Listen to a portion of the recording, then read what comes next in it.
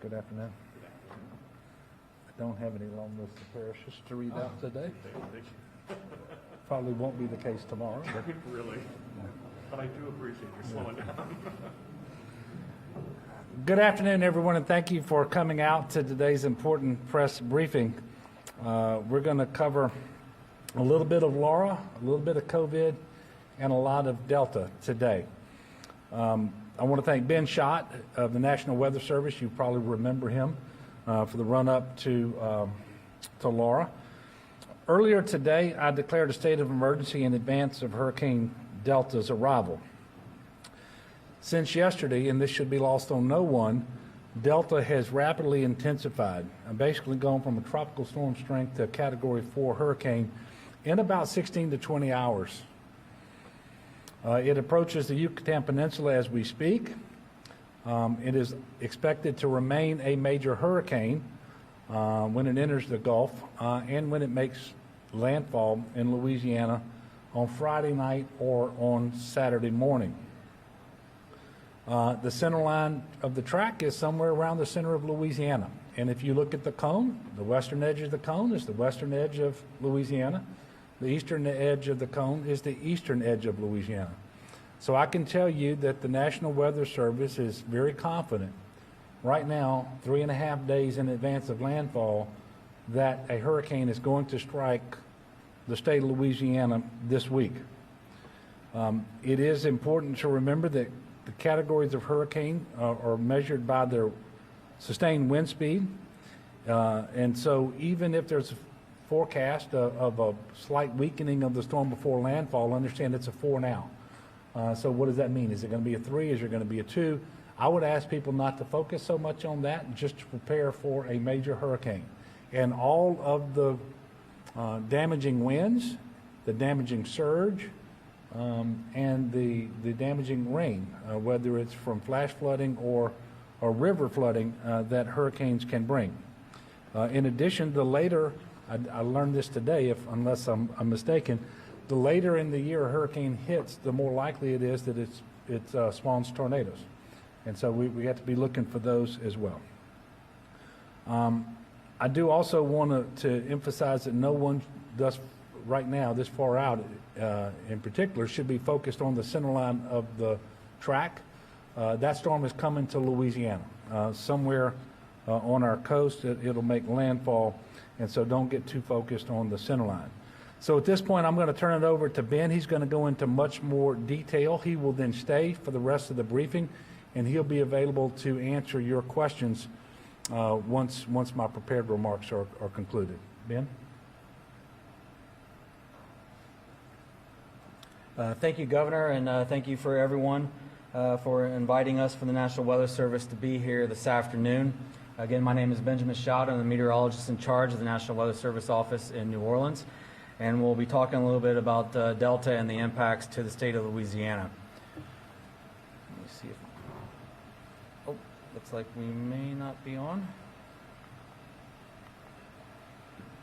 Okay, that was a quick briefing.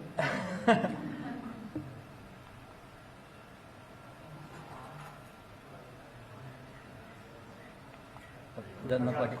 Oh, there we go. All right. And that's why we call in the National Guard when we need them, right there. Thank you, General. So again, let's talk a little bit about Hurricane Delta. Hurricane Delta is a major hurricane. Right now it is heading for the Yucatan Peninsula as a Category 4.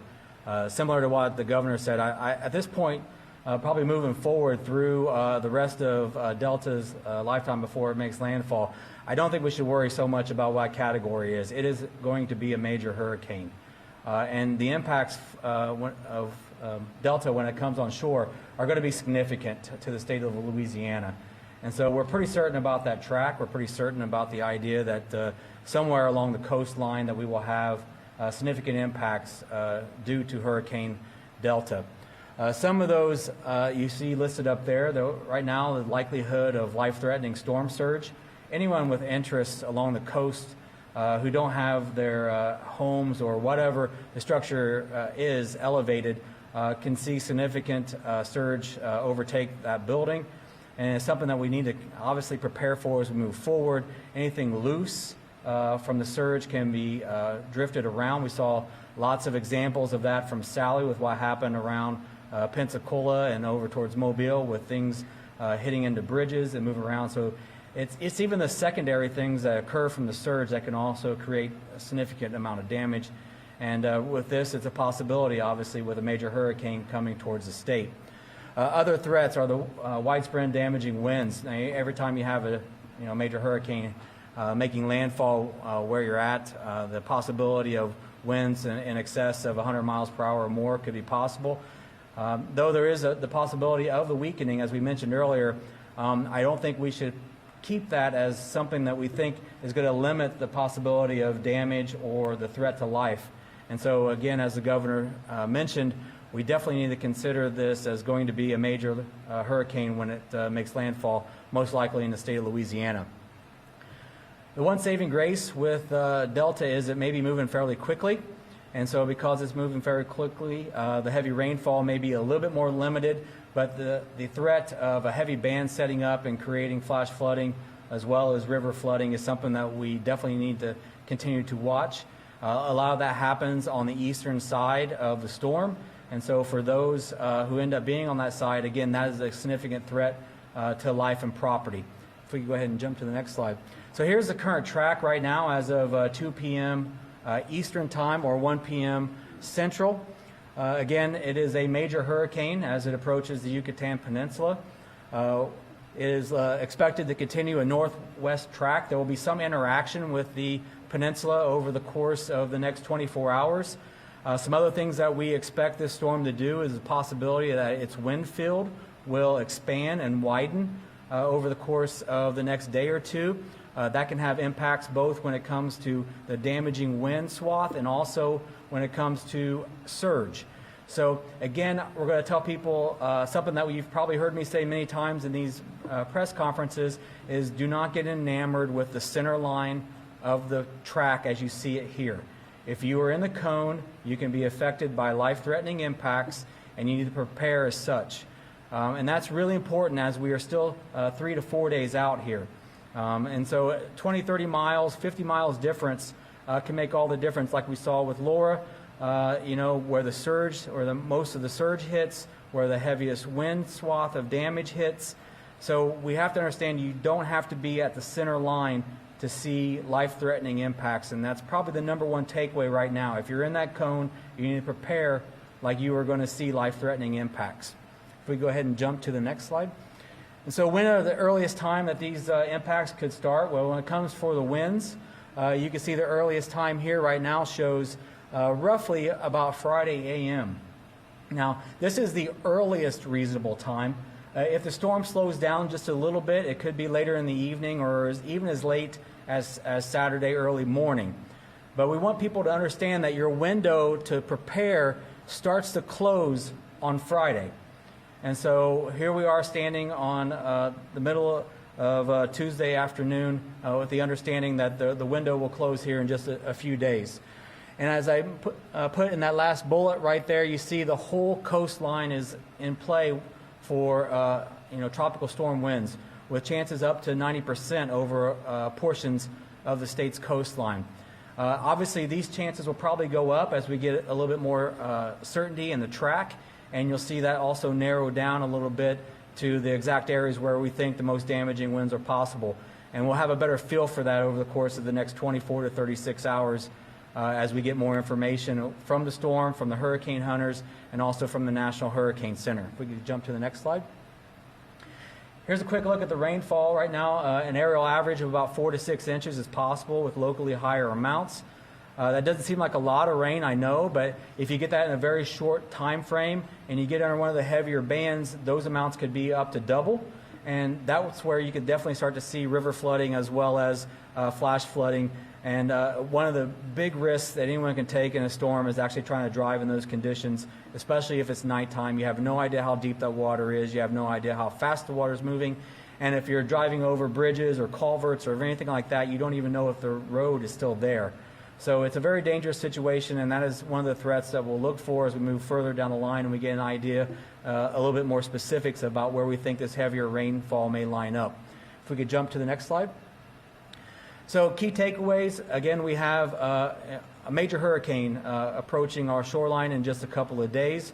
We'll have much more when it comes to specifics of where it's most likely to hit as we get further down the road in the next 24 to 36 hours. We'll have a better feel for that after it passes the Yucatan Peninsula, and we get to see what kind of interaction it has with that land and gets back over the warm waters of the Gulf of Mexico. And one of the key elements, that last one there, though we are looking at possible weakening to occur as it approaches the shoreline, I don't want everyone to use that as a reason to think that this is going to be something that's not going to create significant impacts to where you are or to where you live. Because again, if you are in that cone right now, you are at risk for life-threatening impacts from Hurricane Delta. And with that, I'll turn it back over to you, Governor, and again, thank you.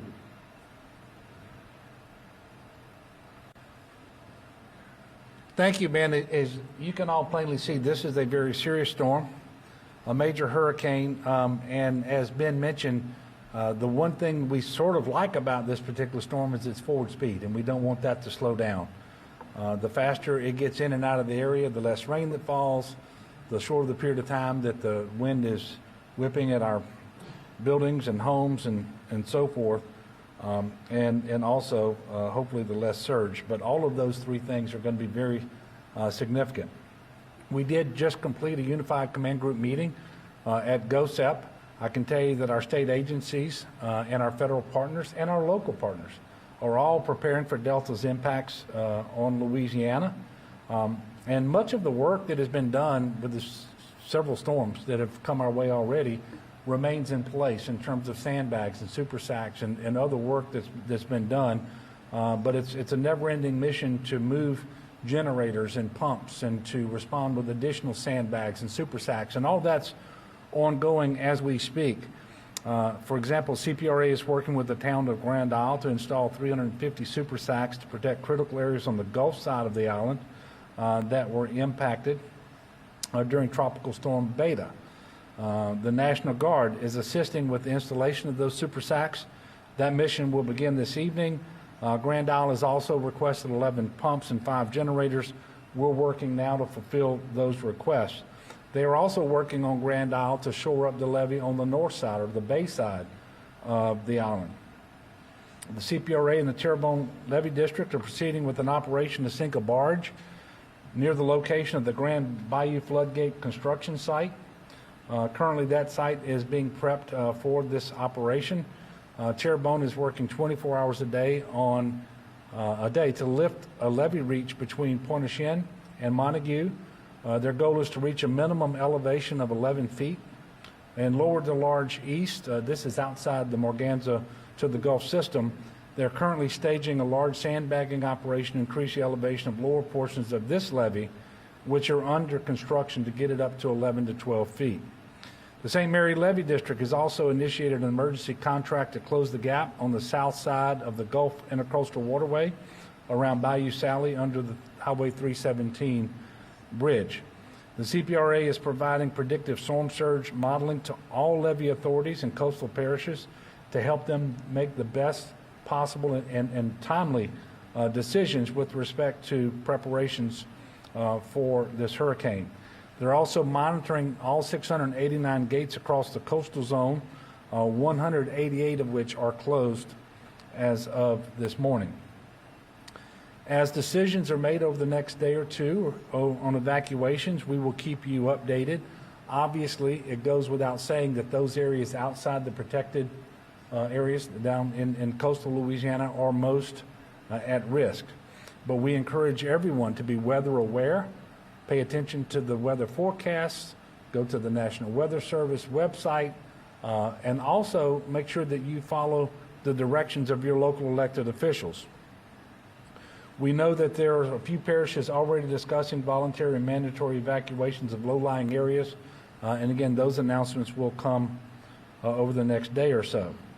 If you do have to evacuate or you choose to evacuate, you can get updates on road closures from the Department of Transportation Development at 511la.org. As of this morning, and we're getting back to a COVID briefing now, But it interplays, I'm sorry, this is a Laura briefing, but COVID is implicated, as is Tropical Storm, Hurricane Delta. Right now we have 6,613 people who continue to shelter in Louisiana because of Hurricane Laura. And because of COVID, they continue to shelter in non-congregant shelters. We are consolidating the hotels down to 12 hotels. That'll be finished by tomorrow. 10 of those will be in New Orleans. One will be in Baton Rouge area, and one will be in the Lafayette area. At this time, there are not plans to move Hurricane Laura evacuees again in advance of Hurricane Delta. In light of the current forecast for the storm, it does look like we will need to pause COVID testing on Friday and Saturday in the New Orleans and greater Baton Rouge areas, but we will have more information about exactly where this testing will be paused tomorrow and on Thursday. Obviously, we're going to continue to monitor the situation and keep you updated. We really hate turning off our COVID tests because it is really important for us to know what's going on at any given time with respect to the transmission of the virus, the positivity of certain populations, and all of that. And testing really is the way we try to stay on top of that. So we will not turn it off any more testing than is necessary, and we will make sure that we resume testing as soon as we possibly can. While we're talking about COVID, I'll go over the numbers that we released for today. That is 506 new positive test results. So that's 506 new cases on 12,760 tests. Unfortunately, we're also reporting 6 new deaths today. Currently, we have 567 COVID patients in our hospitals. That number is up by 49 over the last 2 days. It was up 29 yesterday and 20 today. Now, as I always say, a couple days doesn't necessarily make a trend, but we're keeping an eye on those hospitalization numbers because those are ground truth numbers. Those people are in the hospital. They've been diagnosed with COVID, and obviously we don't want the number of people in the hospital with COVID to continue to increase. As you are aware, my current Phase 3 order expires on Friday. We're going to have an update for you on Thursday about the order that will replace it. And, of course, on Thursday, we'll be giving you a lot of information, I suspect, as it relates to COVID, to Laura, and then principally on Hurricane Delta. And as we said during Laura, and it bears repeating because it's incredibly important, we're going to be preparing for and responding to Hurricane Delta during a COVID public health emergency. And necessarily, whether we want it or not, there will be tens of thousands of people moving about the state of Louisiana, either as voluntary or mandatory evacuations, as people who are pre-positioning to make sure that we can restore power. Shortly after the storm, you're going to have people coming in and so forth. It is really important that we do everything we can to follow all of the mitigation measures that are in place to slow the transmission of this virus and to reduce our cases and hospitalizations and obviously our deaths. I am very, very appreciative of all the people in Louisiana, and by the way, of all the people who came into our state in order to help us respond to Hurricane Laura, because we have not seen as of yet a surge in cases or in positivity. And so that means the mitigation measures do work. And it's really important that we continue to wear our mask or other face covering, especially when we are in the presence of people who are not part of our immediate household. It's also important to maintain 6 feet of distancing with people who are not part of your immediate household. It is really important to wash your hands frequently with soap and water. If you're sick, stay home. And remember, we should always protect those who are most vulnerable to this disease. Those are people who are 65 and older, those people who have comorbid health conditions like heart disease, kidney disease, hypertension, diabetes, obesity, and so forth. It is not too late, and in fact, we've been given a rare gift here because this forecast is telling us several days in advance that we can expect to be hit by a hurricane. The gift is the forewarning. So I'm encouraging everybody to use the time you have available to you between now and when it's too dangerous to continue to prepare or to evacuate, to get yourself, your family, in the best possible position for this storm. If you haven't yet done so, go to getagameplan.org. Remember, you should plan as if the first 72 hours are on you and that you should not anticipate receiving assistance within those 72 hours. Obviously, and you can see from the team that we continue to have assembled here, whether it's State Police, National Guard, Fire Marshal's Office, Wildlife and Fisheries, you name it, we're going to get to you just as soon as we possibly can. But when you prepare, you should have all of the supplies and all the things in mind that you will learn about if you go to getagameplan.org. And preparing for a storm in a COVID environment is unlike preparing for a hurricane in other years. So just because you've done this in the past doesn't mean that you're properly situated and prepared for this particular storm. If you'd like to subscribe to updates from my office, please text Hurricane Delta to 67283. Hurricane Delta to 67283. And Hurricane Delta is one word. Look, I know that another hurricane, another challenge, another disaster, another emergency is the last thing any one of us wanted to face this season. This season has been relentless, and in fact, since early March, it just seems like one thing after another.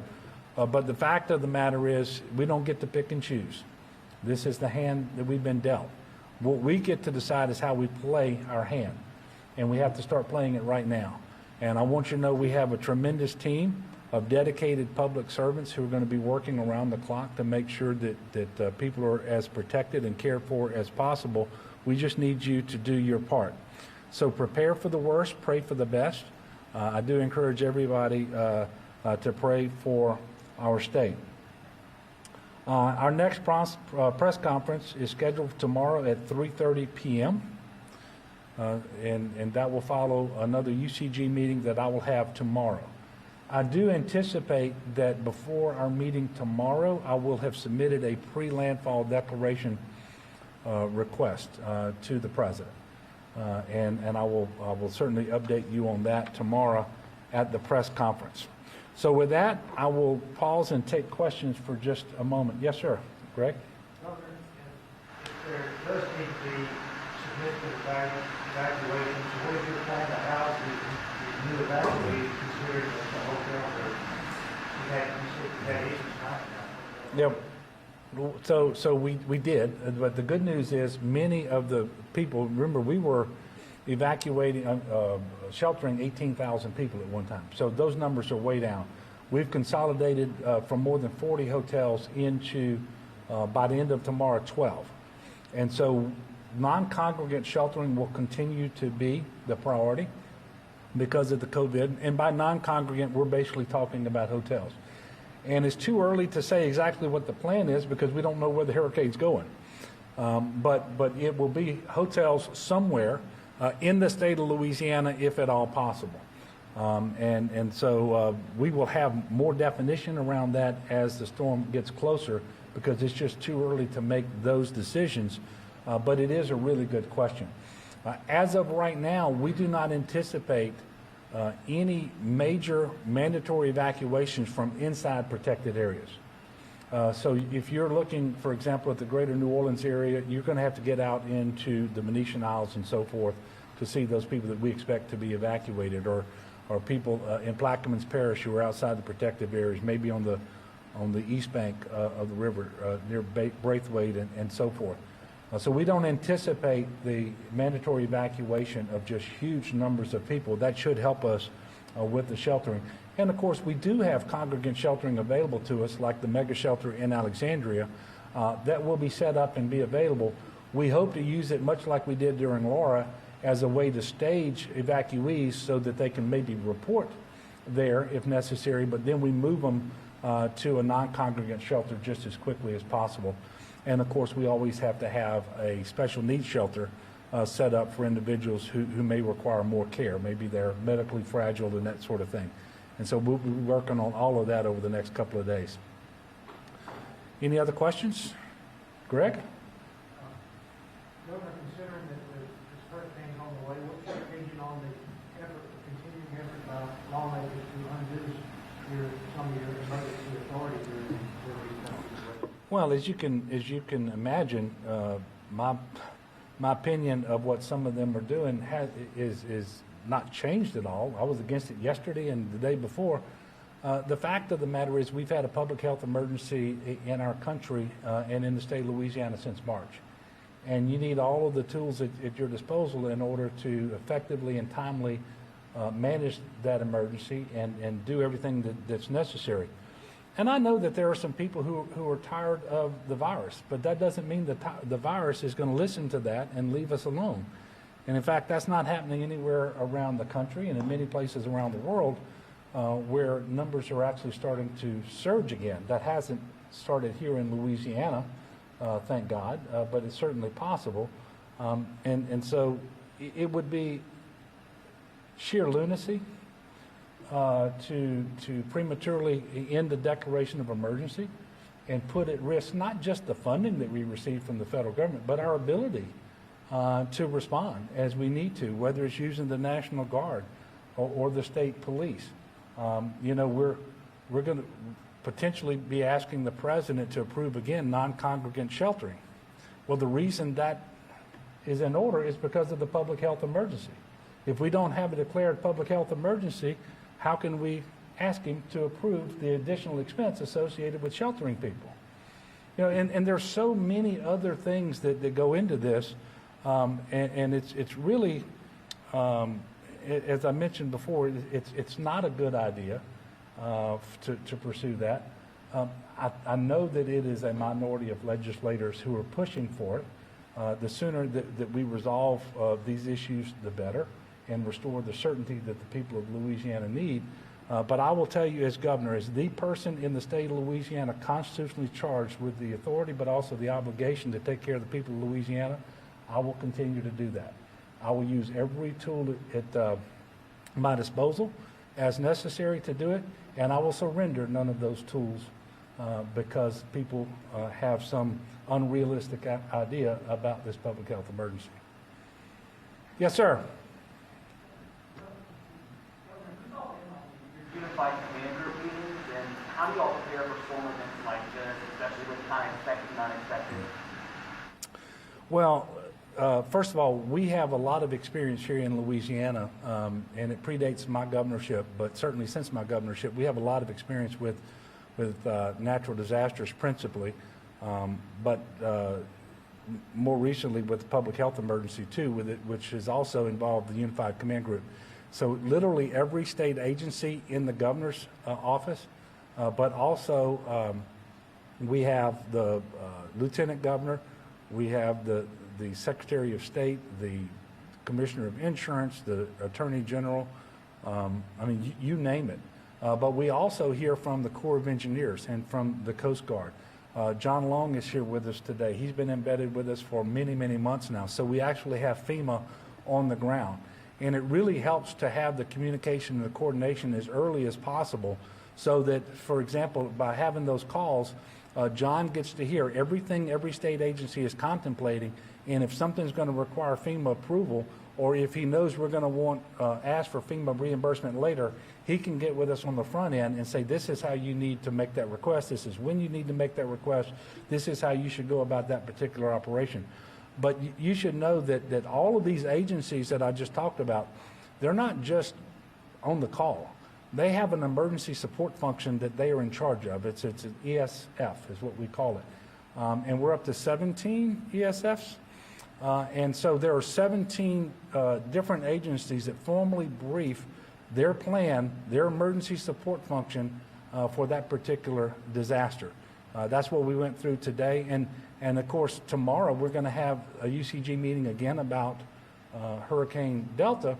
But we've also told people you've got to also brief about what your current operations are with respect to continuing to respond to and recover from Laura, but also with respect to COVID. And so we're going to have 3 different disasters that we'll be briefing tomorrow. But we have a really good team. They're committed, dedicated public servants, and I brag on them. I think we have the best anywhere in the country, both because they're good people, but also because we have way more than our fair share of experience. We just do this too often. But having that experience is a good thing when you need to draw upon it. And that's why I'm very confident as we head into this storm or anything else that we have the very best team in the country to deal with it. Yes, sir. I know you touched on hotel, but we received emails from Hurricane Lloyd that you said there was people texting who were asking them to leave the hotel. Have you heard about Yeah. that? Well, first of all, there is some of that going on. It's 2 things. There are people who are being relocated back to their homes in southwest Louisiana if they have moderate damage and their homes are livable. So that could be what's at play. Secondly, there is an effort right now to consolidate hotels. As you recall, at the maximum, we had 42 individual hotels, the vast majority in New Orleans. I think 36 or some number like that were in New Orleans. We're in the process now, DCFS working with the Red Cross, and the Red Cross is actually in charge of these hotels, these non-congregant sheltering, of condensing that down to a total of 12 hotels, 10 in New Orleans, 1 in Baton Rouge, 1 in Lafayette. So I don't know whether they're being told they have to leave to go home because they've done the work to find out that they can and should go home, or whether they're just being consolidated into another hotel. But they should contact the Red Cross and get those questions answered. But it's important that we do this because as you have a small enough number of individuals, you shouldn't have them spread across too many hotels because it makes it exponentially harder and more costly to feed them. And to also to be able to communicate with them and give them the information that they need about what the situation is back home, whether it's in Cameron Parish or in Calcasieu Parish, you name it. So that's just part of the normal process that we go through. But if they have any questions, they should contact the Red Cross people or the DCF folks at their hotel. Yes, sir. Sam? Governor, what's the progress in Lake Charles and rebuilding the infrastructure, the water getting all Yeah. back on? Are we more or less back to normal in that perspective? And also, talk about the chances of hurricane to hit Lake Charles. Well, obviously, if you look at that cone, the Cameron and Calcasieu parishes, those areas are in the cone. The centerline track continues to be in the Morgan City area. That may change a little bit as of the next update. So it's certainly possible. It's more likely, as we talked today, that southwest Louisiana will be on the left or on the west side of the hurricane as it makes landfall, which is a good thing. Not to say there won't be destructive winds, and not to say that they won't get rainfall, but as you know, the west side of that storm is always better than the east side. But they're in no shape right now to withstand a storm because of all the damage that they sustained in Hurricane Laura, and that we continue to try to recover from. I can tell you that with respect to power, for example, when I left a while ago, it looked like about 98% of Calcasieu Parish has electricity restored. However, many of the redundant sources of electricity are not yet available, and the largest transmission lines continue to be repaired and replaced. That's going to have to pause for a while as the hurricane approaches, and then those crews will go back out and continue that work. So while 99% of the most populous parish that was affected by Laura has electricity, the redundancy is not yet there, and that doesn't impact the residents as much as it does the businesses, especially the heavy industrial businesses, the refineries, and so forth that need that redundancy there because of all the implications of a power outage that cannot be quickly addressed. With respect to the water systems, all the water systems are operational. I don't believe any remain on generator power. They're all using standard power being provided primarily by Entergy, but by the other electric providers as well. But there's a long way to go in southwest Louisiana to recover from Hurricane Laura. There's no doubt about that. Unfortunately, we were just in the process of having some temporary homes, travel trailers and so forth, moved into southwest Louisiana, and that'll continue for another day or so, I guess, but then they're going to have to suspend that until this particular threat is passed. But your question's a good one, and it underscores the fact that we continue to recover from Hurricane Laura. And as we look forward to Delta, not in a good way, as if we've just excited about Delta coming, it helps us, I think, to remember that the strongest storm to make landfall in Louisiana since 1856 was Hurricane Laura. We don't want anything like that with respect to this next one. Yes, sir. Greg, one more question. I'm sorry, but will you be able to attend the service tomorrow? It is my intention to be there, yes. So for those of you who didn't hear, the question was about the funeral service for former Governor Mike Foster. That'll be down in St. Mary Parish. I do intend to go. That's why I'm going to have a UCG meeting here in the morning. I will go for the funeral service and then return here for a press conference tomorrow afternoon. And I do want to end by discussing just a little bit about Mike Foster. He was a tremendous public servant, two-term governor of the state of Louisiana. He served before that as a state senator, made many, many contributions, and particularly in my mind happened to do with higher ed, with a tremendous expansion of TOPS, with the very generous and stable funding for higher education that grew over the course of his 8 years, and then the creation of the Louisiana Community Technical College system. So he was certainly an individual who understood the value of higher education and what it means to the future of the state, and somebody in that respect that we should all, first of all, be appreciative of and thankful for, but also seek to emulate as we move forward, because the key to success really hasn't changed since then. We need a better educated citizenry. And education is a mortal enemy of poverty. He knew that. And so we shouldn't have to relearn that lesson. We need to make sure that we're doing all that we can to educate our kids as best we can. So with that, I want to thank all of you. I'll see you at 3:30 tomorrow. And again, I prepare for the worst and pray for the best. Thank you.